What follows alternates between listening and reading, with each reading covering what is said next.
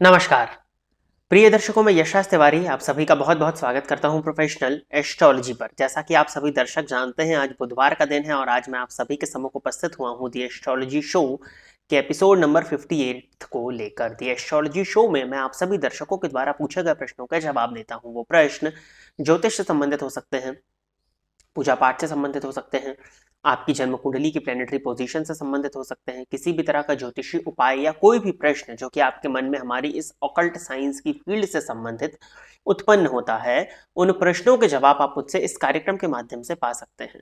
क्या करना होगा आपको अपने प्रश्नों को पूछने के लिए? इसी वीडियो के कमेंट सेक्शन में जाकर के आप अपने नाम के साथ में अपने एक स्पेसिफिक प्रश्न को दे दीजिए। फिर जैसे ही द एस्ट्रोलॉजी शो के अन्य एपिसोड्स आते हैं, उन एपिसोड्स में मैं आप सभी दर्शकों के द्वारा पूछे गए प्रश्नों के जवाब को लेकर के उपस्थित हो जाऊंगा। यदि आप इस कार्यक्रम को देखते हैं और इस कार्यक्रम से आपका कुछ भी लाभ होता है तो आप इस वीडियो को लाइक करिए, साथ ही साथ इस चैनल को सब्सक्राइब करिए ताकि इन फ्यूचर जो भी कंटेंट मेरे द्वारा इस चैनल पर अपलोड किया जाता है उसका नोटिफिकेशन आपको मिलता रहे। यदि इस वीडियो के माध्यम से आपका कुछ भी लाभ होता है तो आप इस वीडियो को ज़्यादा से ज़्यादा लोगों के साथ में शेयर करें ताकि उनका भी लाभ हो और उसका माध्यम आप बने। वार्षिक राशिफल 2024 के विषय में यदि आप जानना चाहते हैं कि आपका वर्ष 2024 कैसा जाने वाला है तो हमारे इस चैनल पर मेष लग्न एवं मेष राशि के जातकों से लेकर के मीन लग्न मीन राशि तक के जातकों के लिए पूरे वर्ष 2024 का एक हाल तैयार किया गया है, जिसकी प्लेलिस्ट का लिंक वर्तमान समय में आपको आई कार्ड पर देखने में मिल रहा है। उस प्लेलिस्ट पर क्लिक करते ही आप अपने लग्न और राशि के अनुसार जान सकते हैं कि कैसा जाने वाला है आपका वर्ष 2024, किन सावधानियों को आपको रखना चाहिए और क्या उपाय करके आप अपने वर्ष 2024 को श्रेष्ठ बना सकते हैं। साथ ही साथ मासिक राशिफल की जो प्लेलिस्ट है उसका लिंक भी वर्तमान समय में आपको आई कार्ड पर देखने में मिल रहा है। इस लिंक पर जाकर के आप जान सकते हैं कि आपका ये मंथ कैसा जाने वाला है, किन सावधानियों को आपको बरतना है और किन उपायों को करके आप अपने इस मंथ को श्रेष्ठ बना सकते हैं। तो जाकर के इन दोनों ही प्लेलिस्ट को अवश्य चेक कर लीजिएगा। इस वीडियो के डिस्क्रिप्शन बॉक्स में जो लिंक्स हैं शुरुआत के, वो इन्हीं दोनों प्लेलिस्ट के यानी कि वार्षिक राशिफल 2024 के मासिक राशिफल की प्लेलिस्ट का लिंक भी आपको इस वीडियो के डिस्क्रिप्शन बॉक्स में देखने में मिल जाएगा। अब हम बिना विलंब किए अपने आज के इस कार्यक्रम की शुरुआत करते हैं और आज के इस कार्यक्रम का जो पहला प्रश्न है ये IC7467 नाम से आईडी है और नाम है इनका यश। तो इन्होंने लिखा है कि टॉरस लग्न है, Sun and Mercury in 9th house, Saturn in 2nd house, Moon in 3rd, Jupiter in 4th and Venus in 11th, Mangal Rahu मेष में 12th हाउस में। क्या IIM में एडमिशन हो सकता है इन प्लैनेटरी पोजीशन से या यूपीएससी ज़्यादा अच्छा रहेगा, या किसी उच्च कोर्स का सुझाव दीजिए प्लैनेटरी पोजीशन से। आप 4 लाइन की प्लैनेटरी पोजीशन से IIM में जाना चाहते हैं या यूपीएससी करके IAS अधिकारी बनना चाहते हैं, संभव है? 4 लाइन का प्रश्न पढ़ के मैं आपको ये चीज़ बता सकता हूँ, ये लगता है आपको? क्या कहा जाए अब इसमें? इस प्रश्न का कोई जवाब आपको नहीं मिल पाएगा क्योंकि इससे संबंधित पहले भी मैंने बताया हुआ और शायद ये प्रश्न आप ही ने किया था पहले।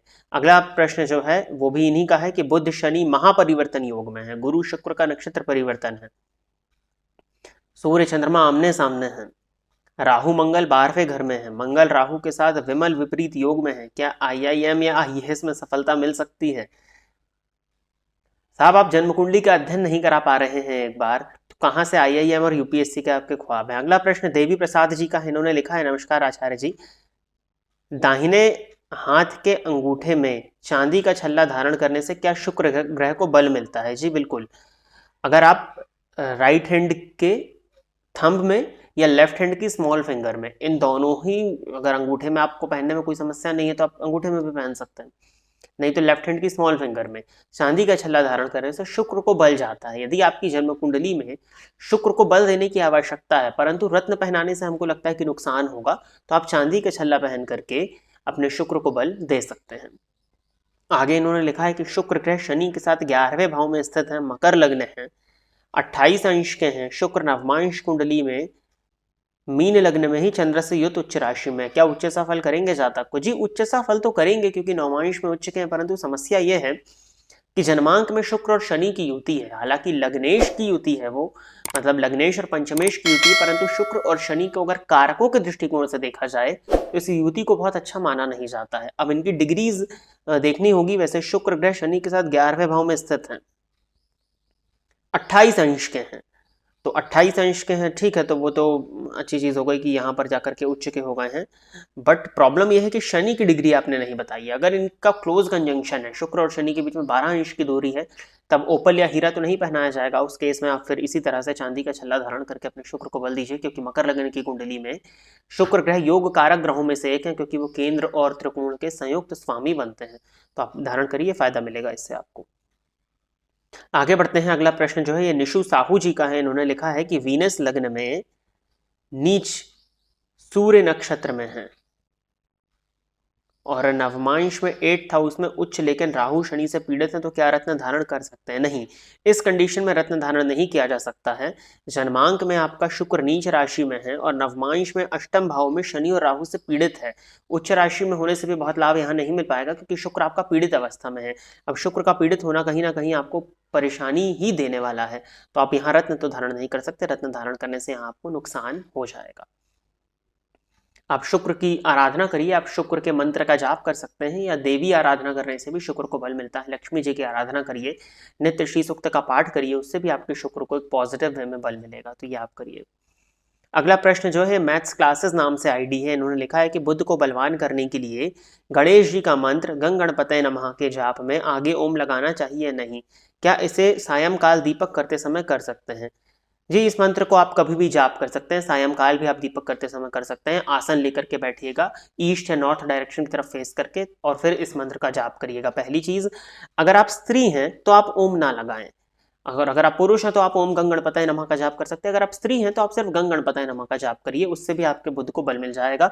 और अगर बुध जन्म कुंडली में ज्यादा कमजोर है तो गणेश जी के मंत्र के बाद में ओम ब्राम ब्रीम ब्रह्म साह बुधाय नमः, इस मंत्र का भी एक माला जाप करेंगे, तो वो भी आपके बुध को पॉजिटिव वे में एनहेंस करेगा और आपके बुध को बल देखने में मिलेगा। आपके बुध को बल जाएगा और उस बुध का प्रभाव व्यक्तित्व में देखने में आपको मिल जाएगा। तो प्रिय दर्शकों, इतने ही प्रश्नों को दी एस्ट्रोलॉजी शो के एपिसोड नंबर 58 में सम्मिलित किया गया था और इतने ही प्रश्नों के जवाब को लेकर के आज मैं आप सभी के सम्मुख उपस्थित हुआ था।